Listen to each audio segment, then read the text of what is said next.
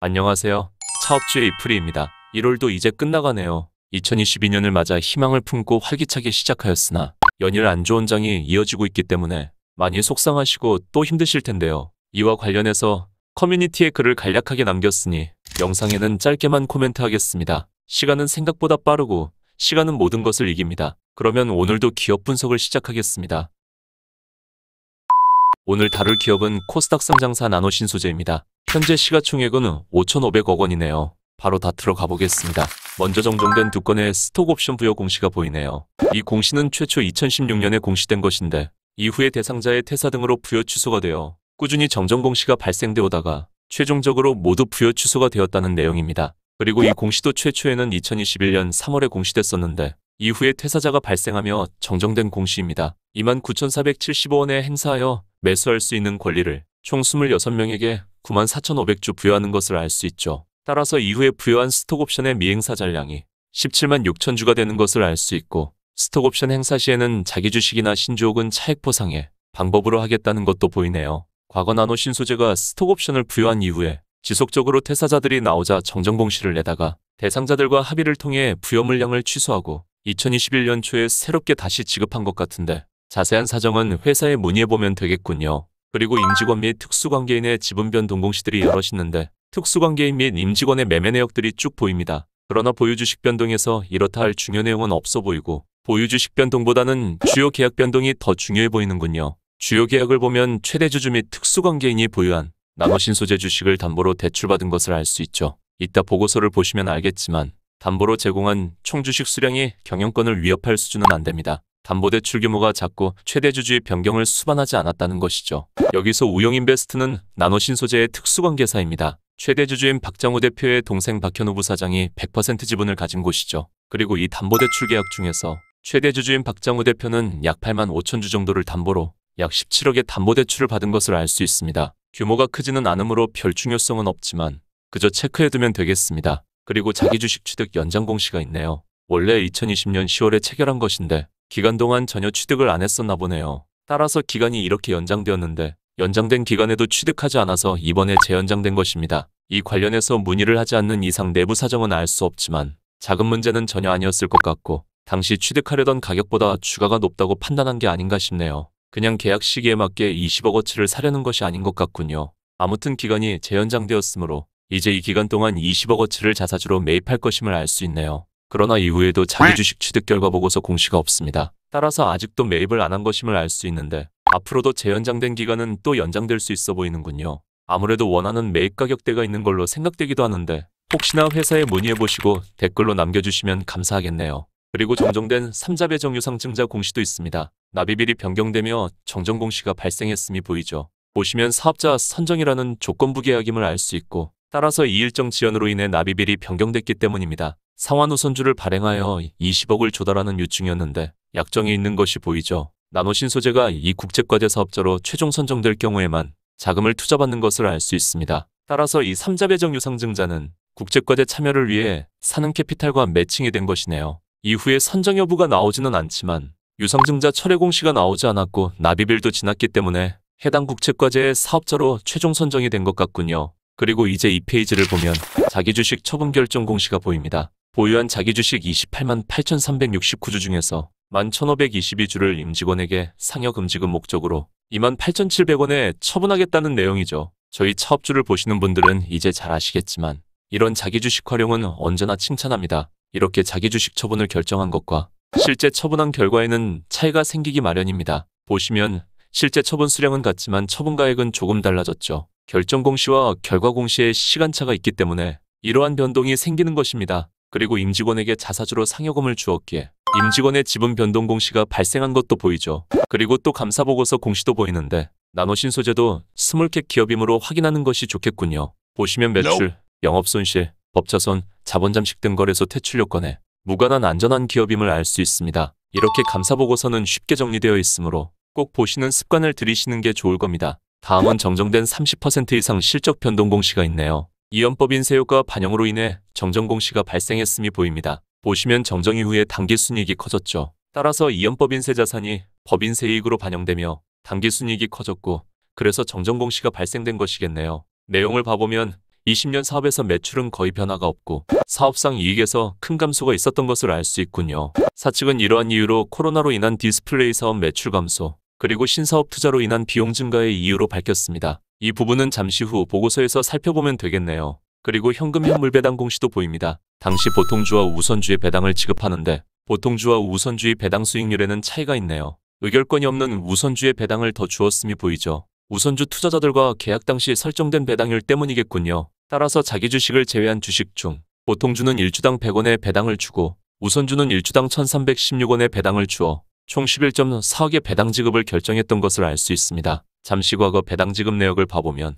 사업이익에 따라 배당 지급액에는 변동이 있지만 꾸준히 배당 지급을 해왔던 것을 알 수 있고 역시 보통주보다는 우선주의 배당률이 더 좋았음도 보이네요. 이제 3페이지로 가보면 매수 선택권 부여 정정 공시가 보이는데 앞서 스톡옵션을 전량 부여 취소했던 공시의 이전 공시일 뿐이고 또 임직원들의 주식 변동 공시들이 있고 담보대출 계약의 변경도 있지만 모두 중요도는 낮으니 생략하겠습니다. 그러면 다시 1페이지로 가서 보고서를 보겠습니다.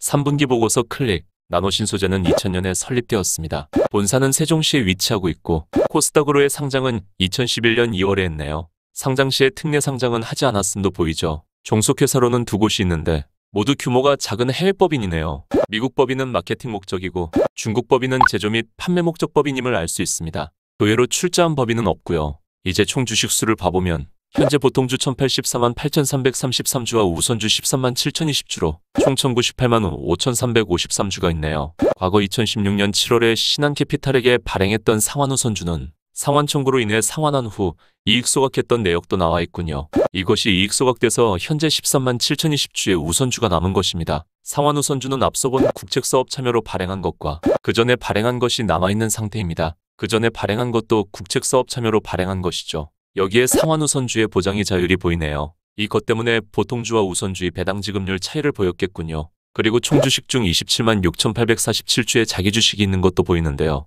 앞서 20억 규모의 자기주식 취득계약 공시를 받기 때문에 이 자기주식 수량은 추후 증가하겠습니다. 그러나 아직도 계약이 이행되고 있지 않으므로 시기는 또 연장될 수 있어 보이는군요. 이제 이러한 총주식의 소유 현황을 보면 박장호 대표가 최대 주주로 있고 우영인베스트가 2대 주주로 있죠. 우영인베스트는 박현우 부사장이 경영하는 특수관계사입니다. 박장호 대표와 우영인베스트, 김소연, 박계섭 씨는 주식담보대출을 받은 것을 앞서 봤었죠. 최대 주주 및 특수관계인의 지분은 31.17%네요. 많다고 볼 수도 적다고 볼 수도 없는 수준으로 생각됩니다. 여기에 현재 2.5% 수준의 자기 주식이 있고 더 증가할 것이니 경영권에 있어서는 전혀 무리가 없는 상황이죠. 그의 자본금이 추가로 증가할 미상환 매자니는 없습니다. 이제 재무제표를 봐보겠습니다. 종속회사들의 규모가 작으니 연결로만 보면 되겠네요. 자산 쪽을 봐보면 일단 현금성 자산이 380억가량 있네요. 이 중에는 자사주 신탁으로 20억이 있으니 추후 자기 주식 매입 시 이 금액은 감소되겠습니다. 또 유형자산의 비중이 크지 않은 것도 보이고 전체적으로 큰 변화는 없네요. 그리고 이제 부채 쪽도 보면 매입 채무 및 기타 유동 채무의 증가가 보이는데 이는 단기 차입금의 증가 때문입니다. 단기 차입금이 60억 증가한 것이 보이죠. 앞서 현금성 자산의 증가에 차입금이 일정 부분 기여했겠네요. 그리고 이자율이나 차입 규모를 볼 때 분기에 추가로 증가할 금융비용은 1억 미만일 테니 전혀 문제가 되지 않는 수준입니다. 그리고 3자 배정으로 상환우선주를 발행했기 때문에 상환우선주 부채가 증가했음이 보이고 우선주 부채 할증 발행 차금이라는 것도 보이네요. 저희 채널에서는 처음 보는 항목 같은데 아마도 우선주의 보장의 자율과 시장의 자율의 차이 때문에 발생하는 항목 같다는 생각입니다. 그리고 퇴직급여 부채가 마이너스로 돌아선 것도 보이죠. 요즘 대부분의 기업들은 퇴직금을 직접 운용하는 확정급여형을 주로 운영하고 있는데요. 확정급여형을 설정한 기업들은 직원에게 부여할 퇴직금을 외부금융기관의 사회적립자산으로 이렇게 쌓게 됩니다. 나노신소재도 확정급여형을 설정하고 있는 것이죠. 그리고 미래에 줄 퇴직금을 현재 가치로 할인해서 측정해 둔 값은 확정급여 부채라고 합니다. 따라서 미래에 부여하려고 퇴직금을 쌓아둔 값과 현 시점에서 미래에 부여할 퇴직금의 값에는 차이가 발생하므로 이렇게 음수로 가기도 하고 양수로 가기도 합니다. 지금은 더 많이 쌓아둔 것이기에 음수로 부채에 있겠죠. 이렇게 부채 총계에서의 증가가 있는데 이는 대부분 차입금의 증가로 인한 변화겠군요. 나노신소재도 부채가 상당히 적습니다. 자산 총계는 1200억의 유동자산은 380억, 부채 총계는 210억의 차입금은 110억이니 재무 상태가 상당히 안정적이고 좋습니다. 나노신소재도 엑설런트 아이스크림 드려야겠네요. 이제 자본 쪽도 봐보면 지난번 다뤘던 네페스아크와는 다르게 자기 주식도 처분하고 스톡옵션도 부여하고 했으니 기타 자본 구성 요소라는 항목이 보이죠. 네페스에서는 기타치는 구성이형이 없었습니다. 나노신소재는 자본금 대비 자기 자본이 상당히 탄탄하고 실제로 그 성격에서도 건실하기 때문에 꽤 좋은 재무 상태를 가졌다고 판단됩니다. 이제 연결 실적도 봐보면 매출이 전년 대비 33% 성장했군요. 매출 증가에 따라 원가율도 개선되어 총이익도 증가했습니다. 따라서 영업이익이 3배 이상 증가했죠. 매출 증가 시 이익 구조가 괜찮은 것으로 생각되는군요. 따라서 영업이익률은 10% 수준까지 올라왔네요. 그리고 앞서 봤듯이 나노신소재는 재무 상태가 좋기 때문에 이러한 영업이익이 순이익으로 이어지는 데 문제가 없죠. 오히려 영업이익에 기타 이익과 금융수익이 더해졌기 때문에 순이익이 전년 동분기 대비 6배가량 증가했습니다. 외환차익, 외화환산이익, 이자 수익 등의 이유죠. 재무 상태가 좋기 때문에 비용이 발생하는 영업의 손실이 적고 오히려 유동자금을 활용하여 영업외이익이 발생되는 모습을 보여주고 있네요. 재무 상태가 좋은 기업들은 이런 점들이 좋죠. 나노신소재 역시 손익구조가 좋은 기업이라 생각되고 그 성장세도 이어지고 있는 상황으로 보입니다. 최근 사업연도 실적 변화를 그래프로 봐보면 21년 3분기 누적 매출이 이미 20년 매출과 큰 차이가 없기 때문에 특히 21년 사업에서 의미 있는 성장을 했다는 것을 알 수 있습니다. 그동안 나노신소재가 매 이익을 내어왔다는 것도 알 수 있고 늘 영업이익이 순이익으로 잘 이어졌다는 것도 알 수 있죠. 그리고 과거에는 영업이익률이 훨씬 좋았으나 19년 그리고 특히 20년 사업에서는 이익률이 꺾였네요. 19년 사업의 이익률 감소는 디스플레이 사업 부진에 따른 것이라 밝혔으니 디스플레이 사업 제품의 마진이 좋았음을 추측할 수 있네요. 그리고 20년 사업의 이익률 감소는 앞서 봤듯이 19년에 이어 디스플레이 사업 매출의 감소와 신사업 투자에 따른 비용이 증가로 나왔었죠. 20년 사업을 보면 특히 매출원가의 증가로 인한 매출 총액의 감소가 보이고 특히 이때는 유형자산이 증가하기도 했었는데 어떤 신사업에 투자했던 것일까요? 그러면 이제 나노신소재의 사업을 한번 봐보겠습니다. 나노신소재는 이러한 사업을 합니다. 디스플레이 소재, 반도체 소재, 태양전지 소재, 2차전지 소재 모두 소재 제품을 생산하는 사업을 하고 있죠. 나노신소재는 인디움, 세륨, 산화조석 등의 금속 비금속 원재료를 나노 수준의 초밀입 분말 형태로 합성한 후에 고체인 타겟 형태로 제품화하거나 액상인 페이스트, 줄, 슬러리 형태로 제품화하여 각 산업의 소재 제품으로 적용하는 사업을 하고 있습니다. 원재료 구입 비중을 보면 과거에는 해외 수입 비중이 높았던 것에 비해 20년부터는 국내 비중이 압도적으로 높아진 것이 인상적이네요. 18년대를 보니 기존 공급망 쪽의 원재료 가격이 급등해서 공급망을 바꾼 것 같기도 한데 이 부분도 문의해보면 좋겠죠. 기존 나노신소재의 주력 제품은 디스플레이 소재였습니다. 그러나 주력이던 디스플레이 제품의 매출은 크게 감소해왔죠. 이 부분 앞서 실적 변화에서도 봤던 것인데 중국 시장 내 경쟁 심화로 인한 변화라고 하네요. 따라서 영업이익률의 감소 원인이 되었죠. 이 디스플레이 제품은 나노분말을 고체 형태화하고 스퍼터링한 투명하고 전기전도성이 좋은 코팅 소재 제품입니다. 디스플레이에도 적용되지만 다른 부분에도 적용이 되는데 여기 태양전지 쪽에도 쓰이는 것을 알 수 있죠. 디스플레이 쪽 매출은 크게 감소되었지만 태양전지 쪽에서 조금은 의미 있는 매출 증가를 보였군요. 그리고 반도체 웨이퍼 식각 공정에 쓰이는 CMP 슬러리는 꾸준히 일정한 매출 발생을 보여주고 있네요. CMP 슬러리는 웨이퍼를 평탄화할 때 쓰이는 연마제입니다. 주요 고객사인 캬벳 마크로일렉트로닉스에게 독점 공급되고 있다고 하는데 매출 변화로 볼 때 중요도는 낮아 보인다는 생각입니다. 그리고 2차전지 도전제인 CNT 슬러리 제품이 눈에 띕니다. 탄소나 노트북의 약자죠. 2018년에는 매출 비중이 작았기에 기타 매출에 포함되어 있다가 2019년부터 항목이 분리되기 시작하여 2020년에 크게 비중이 확대됐고 2021년에는 더 크게 확대되어 현재는 나노신소재 매출에서 가장 큰 비중을 차지하게 되었습니다. 채널에 다룬 대주전자 재료의 실리콘 음극재 성장과 거의 흡사하죠. 그도 그럴 것이 2차전지의 성능을 높이는 실리콘 음극재처럼 CNT도 전제도 이 2차전지의 성능을 높이는 첨가제이기 때문입니다. 이러한 CNT도 전제는 음극과 양극에 쓰이는데 먼저 음극 부분을 보면 여기 음극동박이 보이고 대표 기업으로는 일진머티리얼즈와 SK넥실리스가 있죠. 그리고 여기 첨가된 실리콘 음극재가 보이는데 실리콘 음극재의 대표 기업은 대주전자재료, 한솔케미칼 등이 있죠. 에너지 밀도를 증가시키고 충전 시간을 단축하는 역할을 하고요. 그리고 나노신소재의 CNT도 전제는 이 실리콘 음극재의 전자이동을 도와주어 성능을 향상시키고 동시에 실리콘의 팽창을 잡아주는 보완제 역할도 합니다. 팽창을 잡아주면 수명과 안정성 등의 효율을 올려줄 수 있죠. 따라서 대주전자 재료의 실리콘 음극재가 포르쉐 타이칸에 적용될 때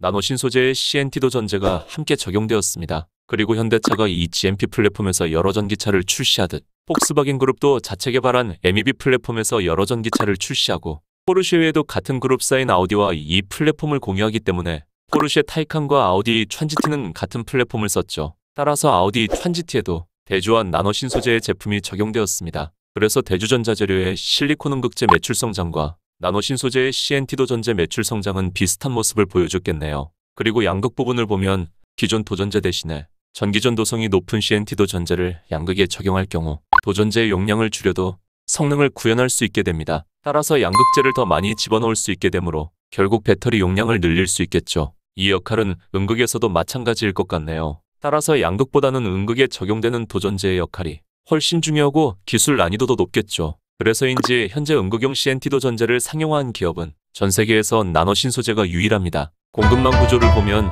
나노 신소재를 포함한 다양한 기업들이 양극용 CNT도 전재를 생산하고 각 기업에 공급하는 것이 보이지만 음극용 CNT도 전재는 나노 신소재가 유일하죠. 따라서 LG엔솔에도 여러 완성전지 업체에 공급합니다. 대주전자재료가 LG화학이 참여한 IMM 펀드로부터 투자를 받고 LG엔솔과의 관계로 안정적인 공급 구조를 가졌다면 나노 신소재는 유일한 기술력 덕분에 고객사가 확장될 수 있는 큰 장점이 있겠습니다. 이러한 CNT도 전재는 탄소 나노튜브 파우더가 용매에 분산되어 있는 액상 상태의 슬러리입니다. 그리고 탄소 나노튜브는 이렇게 탄소 원자가 육각형으로 연결된 형태죠. 보시면 단일벽과 다중벽 탄소 나노튜브로 나뉘는 것이 보이는데 현재 나노 신소재의 CNT도 전재는 다중벽 탄소 나노튜브입니다. 그러나 더 작고 전기전 도성도 높은 SWCNT가 MWCNT보다 합성이 더 어려운 고급 소재죠. 나노 신소재의 홈피에서도 SWCNT도 전재 제품은 아직인 것을 볼 수 있습니다. 단일벽 탄소 나노튜브 도전재를 생산하는 기업은 대표적으로 세계 최초 양산에 성공한 러시아의 옥시알이 있죠. 사용하는 원소기호로 사명과 로고를 만든 것이 참신하네요.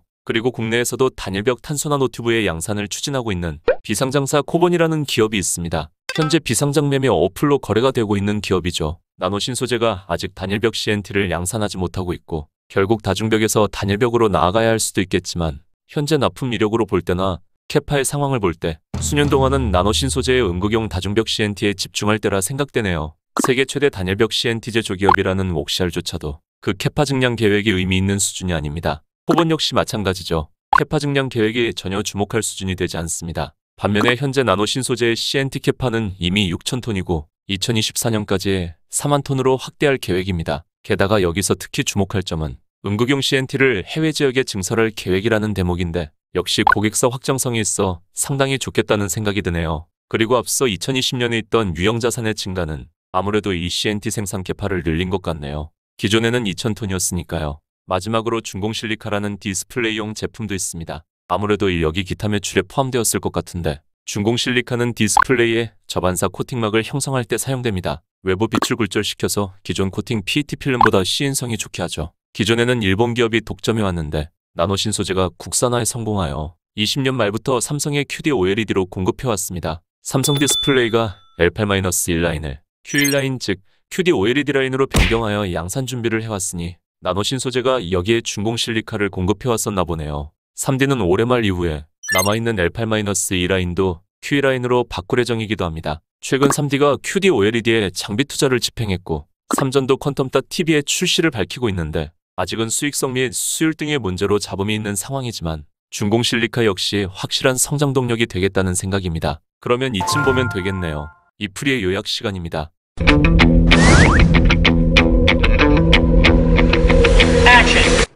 나노 신소재는 안정적인 재무 상황을 가지고 있고 또 꾸준히 안정적인 이익을 내오다가 최근에는 성장세를 보이고 있습니다. 이러한 실적 성장을 보인 것은 CNT도 전재 덕분이고 2차 전지의 성능을 높이는 CNT도 전재는 사업성이 좋죠. 게다가 특히 나노 신소재의 음극용 CNT도 전재는 고객사 확장성이 좋아 보이기 때문에 훌륭하네요. 과거 공급 이력과 앞으로의 증설 계획까지도 좋습니다. 그리고 과거 주력이던 디스플레이용 투명전 도성 전극의 매출 감소는 이제 비중이 작아졌기에 큰 리스크는 되지 않겠다는 생각이며 그 외 큰 변화 없는 다른 제품들도 마찬가지라 생각됩니다. 그러나 점차 QD OLED의 양산으로 인해 공급이 확대될 수 있는 중공실리카 제품은 차츰 나노 신소재에게 새로운 매출로 작용해 갈 수 있겠네요. 국산화에 성공한 것이기 때문에 어쩌면 향후에는 LG에게도 공급이 가능해질 수 있겠죠. 이렇게 성장을 보여준 기업이기에 역시 많이 오른 주가는 주의해야겠다는 생각입니다. 최근 시장도 2차 전지 소재 기업에게 그리 좋아 보이지는 않죠. 장단점을 나눠보면 이렇게 되겠네요.